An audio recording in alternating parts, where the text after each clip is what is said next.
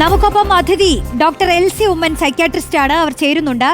Doctor, ഇപ്പോൾ നേരത്തെ ഈ ടി വി പ്രസാദ് പറഞ്ഞതുപോലെ പോലീസ് തന്നെ ഈ കേസുകളെ പലതരത്തിലാണ് പരിഗണിക്കുന്നത്. പലരെയും ഇപ്പോൾ ഇത്തരത്തിലുള്ള ഡി അഡിക്ഷൻ സെന്ററുകളിലേക്ക് മാറ്റാനുള്ള ഒരു തീരുമാനമൊക്കെയാണ്. അപ്പോൾ ഇത്തരം ഡി അഡിക്ഷൻ സെന്ററുകളിൽ ചെന്നാൽ ഈ ഭീകരമായി തന്നെ ലഹരിക്ക് അടിമയായ മനുഷ്യരെയൊക്കെ തിരിച്ചു കൊണ്ടുവന്ന സംഭവങ്ങൾ തന്നെ ഡോക്ടറുടെ അനുഭവത്തിൽ ഉണ്ടായിട്ടുണ്ടാവുമല്ലോ അല്ലേ? അപ്പോൾ അതെങ്ങനെയാണ് ആ പ്രോസസ്സ്? അത്തരത്തിൽ പുറത്തു വരുന്നവർ കൂടുതലായിട്ടുണ്ടല്ലോ അല്ലേ? തീർച്ചയായിട്ടും അത് ആ കൊടുക്കുന്ന ചികിത്സ തേടുന്ന രോഗികളുടെ പ്രത്യേകത, അവരുടെ ഫാമിലി സപ്പോർട്ട് എല്ലാം കൂടെ ആശ്രയിച്ചാണ് ഇരിക്കുന്നത്. സ്വന്തമായിട്ട് താല്പര്യപ്പെട്ട് അവനവൻ്റെ ഒരു സ്വമനസ്സാലെ ചികിത്സ തേടുകയാണെന്നുണ്ടെങ്കിൽ എപ്പോഴും ഔട്ട്കം ബെറ്റർ ആയിരിക്കും. അത് തന്നെയല്ല, ഇപ്പോൾ അവിടെ ചെന്ന് കഴിയുമ്പോൾ തുടക്കത്തിൽ ചെല്ലുമ്പോൾ ചിലപ്പോൾ ഫോഴ്സിബിളി ഒരു അഡ്മിഷൻ ആയിരിക്കാം, എല്ലാവരോട് പിടിച്ചു കെട്ടി കൊണ്ടുപോവുകയോ പോലീസ് കൊണ്ടുപോവുകയോ ആ തരത്തിലുള്ള ഒരു അഡ്മിഷൻ ആയിരിക്കാം. പക്ഷേ ക്രമേണ ആളിന് ഒരു മോട്ടിവേഷൻ എൻഹാൻസ്മെൻറ്റ് സ്ട്രാറ്റജീസ് എന്നൊക്കെ പറയും, അതൊക്കെ കൊടുത്ത് അവർക്ക് തന്നെ ഒരു സ്വയമായിട്ടൊരു മോട്ടിവേഷൻ വന്ന് ഇത് മുന്നോട്ട് പോയാലുള്ള അപകടം എന്താണ്, അല്ലെങ്കിൽ ഇത് നിർത്തിയാലുള്ള ഗുണങ്ങൾ എന്തൊക്കെയാണ്, അതൊക്കെ സ്വയം തിരിച്ചറിഞ്ഞ് ആ ഒരു ചികിത്സയുടെ ആ ഒരു പാത്ത് വേയിലേക്ക് എത്തപ്പെട്ടാൽ അതിനും നല്ല ഔട്ട്കം കാണും. മൂന്നാമത്, മറ്റെന്തെങ്കിലും ഒരു കാരണം കൊണ്ട്, ഉദാഹരണത്തിന് ഇപ്പോൾ ഒരു വിഷാദ രോഗം അല്ലെങ്കിൽ ഒരു ഉത്കണ്ഠ രോഗം അല്ലെങ്കിൽ മറ്റെന്തെങ്കിലും ഒരു പ്രശ്നം, സോഷ്യൽ ഫോബിയ, സാമൂഹിക ഉത്കണ്ഠ, ഇതിനെയൊക്കെ മറികടക്കാനായിട്ട് ഈ ലഹരിയെ കൂട്ടുപിടിച്ചതാണെങ്കിൽ അടിസ്ഥാനപരമായിട്ടുള്ള അത്തരം കാരണങ്ങൾ ചികിത്സിക്കുകയാണെന്നുണ്ടെങ്കിൽ അവർ സ്വാഭാവികമായിട്ടും ലഹരി വിടാനും തയ്യാറാകും. അപ്പോൾ ഈ കാരണങ്ങൾ എന്തൊക്കെയാണ് അതിനെ ആശ്രയിച്ചിട്ടാണ് ഒരു കാര്യം. രണ്ടാമതെന്ന് പറയുന്നത്, മോട്ടിവേഷൻ ഇല്ലെങ്കിൽ വളരെയധികം അപകടമാണ്. അതായത് അതിൽ കൈവെക്കുന്ന ആളിൻ്റെ കൈയുടെ പൊള്ളി പോകുന്ന രീതിയിലായി പോകും. സാധാരണഗതിയിൽ ഇപ്പോൾ നല്ലൊരു സെന്റർ ആണെന്നുണ്ടെങ്കിൽ ഇതൊക്കെയും അഡ്രസ്സ് ചെയ്യാറുണ്ട്. അതല്ലാതെ കൊണ്ടുപോയി ഇട്ടു അല്ലെങ്കിൽ ഒരു 3 മാസം അല്ലെങ്കിൽ ചിലപ്പോൾ 20 ദിവസം അല്ലെങ്കിൽ ചിലപ്പോൾ അപ് ടു 6 മാസം ഒക്കെയും കിടക്കും.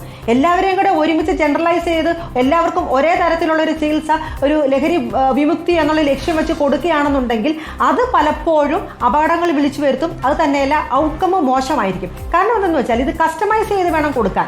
ഓരോരുത്തരും ഓരോ കാരണം കൊണ്ടായിരിക്കും ലഹരി ഉപയോഗിച്ചത്. അതുകൊണ്ട് ആ കാരണം എന്തെന്ന് തേടി അതിൻ്റെ ആ ഒരു റൂട്ട് കോസ് കണ്ടുപിടിച്ച് അതിനെ വേണം നമ്മൾ ചികിത്സിക്കാൻ.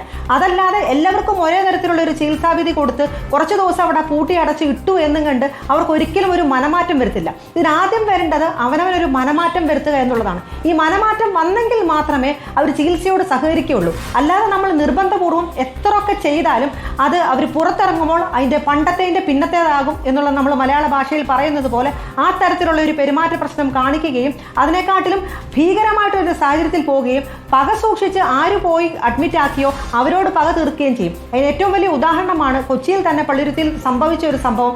അതിന് അഡ്മിഷന് നേതൃത്വം നൽകിയ ആ ഒരു കൗൺസിലറിനെയും ആ ഒരു കുടുംബാംഗത്തെ കുത്തി കൊലപ്പെടുത്തി. അപ്പോൾ ഈ തരത്തിലുള്ള രീതിയിൽ അവർ പക മനസ്സിൽ സൂക്ഷിക്കാനും ഈവൻ ചികിത്സിക്കുന്ന ഡോക്ടറോട് പോലും പകയായി മാറി അവരെ എങ്ങനെയെങ്കിലും അപായപ്പെടുത്തണം എന്നുള്ള തരത്തിൽ വരെയും ചിന്തിക്കുന്ന ആളുകളുണ്ട്. അതുകൊണ്ട് ചികിത്സിക്കാൻ ഡി അഡിക്ഷൻ സെന്ററിൽ കൊണ്ടിട്ടു, അതുകൊണ്ട് ഉത്തരവാദിത്വം അവിടെ അവസാനിക്കുന്നില്ല. അല്ലെങ്കിൽ ഒരു നെയിം സേക്കിന് വേണ്ടിയിട്ട് അല്ലെങ്കിൽ ഒരു ചടങ്ങ് പോലെ 20 ദിവസത്തെയോ 1 മാസത്തെയോ 3 മാസത്തെയോ കോഴ്സ് തീർത്ത് അവരെ പുറത്ത് വിടുക, അതായിരിക്കരുത് ലക്ഷ്യം. എന്താണോ ഇതിൻ്റെ പ്രശ്നം അത് കണ്ടുപിടിച്ച് ചികിത്സിക്കുക. അങ്ങനെയുണ്ടെങ്കിൽ തീർച്ചയായിട്ടും നല്ലൊരു ഔട്ട്കം തന്നെ പലരിലും കണ്ടുവരാറുണ്ട്. പിന്നെ ഏറ്റവും പ്രധാനപ്പെട്ടത് അവർ ഫോളോ അപ്പ് ക്രമമായിട്ട് ചെയ്യണമെന്നുള്ളതാണ്.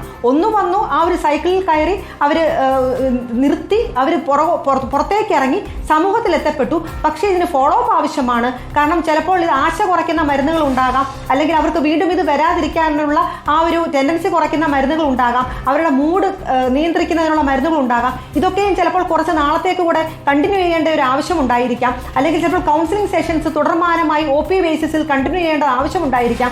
അപ്പോൾ അത് ആ ഒരു ചികിത്സയുടെ ഭാഗമായിട്ട് തന്നെ അതിനെ കണക്കാക്കി ഫോളോ അപ്പും നിശ്ചയമായിട്ടും നടത്തുകയാണെന്നുണ്ടെങ്കിൽ ഇതിന്റെ നല്ല ഔട്ട്കം തന്നെ നമുക്ക് പ്രതീക്ഷിക്കാവുന്നതാണ്.